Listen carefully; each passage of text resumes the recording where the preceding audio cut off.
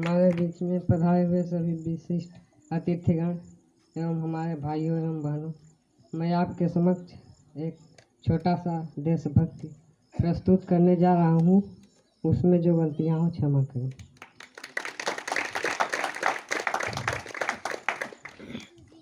आइल बाटे 15 अगस्तवा के दिनवा, आइल बाटे 15 अगस्तवा के दिनवा, खुशिया में झूमे पूरा देश हो।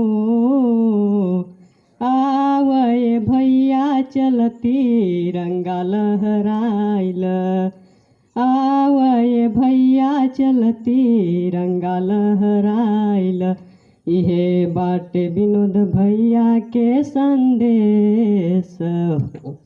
ये भैया इहे बाटे विनोद भैया के संदेश हो। आजू के दिन बाटे बड़ा सुहावन, लहर जब तिरंगा लागे बड़ा मन भावन। आजू के दिन बाटे बड़ा सुहावन, लहर जब तिरंगा लागे बड़ा मन भावन। सीमावा पर गोली जब चलावेल भैया, सीमावा पर गोली जब चलावेल भैया, लागे नाही तनिको उनके ठेस हो। आवए भैया चल तिरंगा लहराइल, आवए भैया चल तिरंगा लहराइल। इहे बाटे विनोद भैया के संदेश हो। ए भैया इहे बाटे विनोद भैया के संदेश हो। सीमावा पर गईले हमर विनोद भैया, आइल बा खबरिया इधर रौली के नगरिया।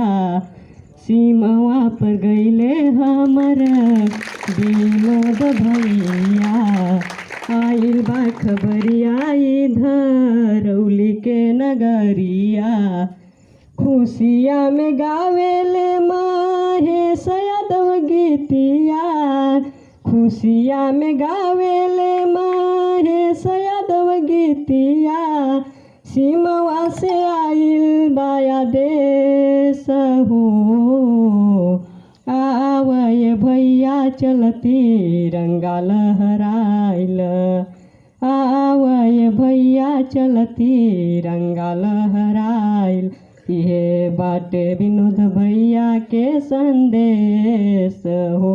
ए भैया इहे बाटे विनोद भैया के संदेश हो। जय हिंद।